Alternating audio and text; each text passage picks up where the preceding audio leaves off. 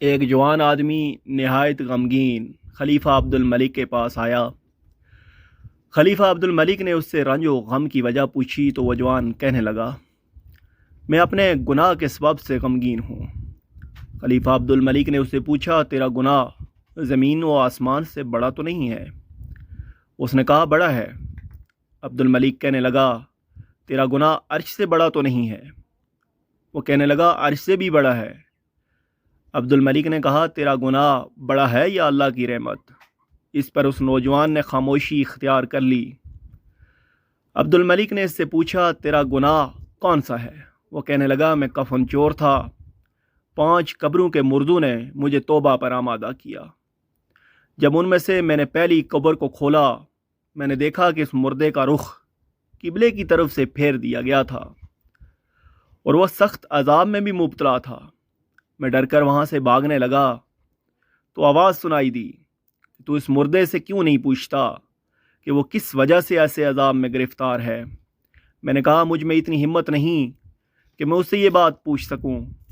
چنانچہ وہی آواز دوبارہ سنائی دی، یہ شخص نماز کو حقیر سمجھتا تھا، اس لیے اس کو عذاب ہو رہا ہے۔ میں نے دوسری قبر کھودی تو دیکھا کہ اس کا مردہ سور کی شکل میں بدل گیا اور وہ زنجیروں میں جکڑا ہوا ہے۔ میں ڈر کے مارے بھاگنے لگا۔ ایک غیبی آواز آئی، تو اس مردے سے کیوں نہیں پوچھتا کہ اس کے ساتھ یہ معاملہ کیوں ہو رہا ہے؟ میں نے کہا، یہ پوچھنا میری قدرت سے باہر ہے۔ آواز آئی، یہ شراب پیتا تھا، اللہ کی حرام کی ہوئی چیز اس نے حلال سمجھ لی تھی۔ میں نے ایک تیسری قبر کھودی تو دیکھا کہ اس کا مردہ آگ کی میخوں سے بندھا ہوا تھا اور اس کی زبان لٹک رہی تھی۔ میں ڈر کے مارے واپس ہونے لگا تو آواز آئی، تم میت سے اس کی وجہ کیوں نہیں پوچھتے؟ میں نے کہا، سوال کی مجھ میں طاقت نہیں ہے۔ آواز آئی، یہ لوگوں کے مال دبانے کی کوشش کیا کرتا تھا۔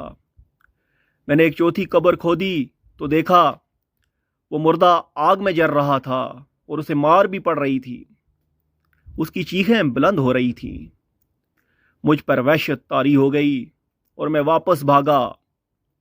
پیچھے سے آواز آئی، تجھ سے عذاب کی وجہ کیوں نہیں پوچھتا؟ مجھ سے خوف کے مارے بولا بھی نہ گیا۔ آواز آئی، یہ جھوٹا شخص تھا، جھوٹی قسمیں کھایا کرتا تھا۔ میں نے 5ویں قبر کھودی تو دیکھا کہ فرشتے اس مردے کو آگ کے ستون سے مار رہے تھے اور وہ مردہ بیل کی طرح بلبلا رہا تھا۔ خوف کے مارے میرے پاؤں ساکن ہو گئے اور مجھ سے ہلا بھی نہ گیا۔ آواز آئی، تو اس مردے سے عذاب کا سبب کیوں نہیں پوچھتا؟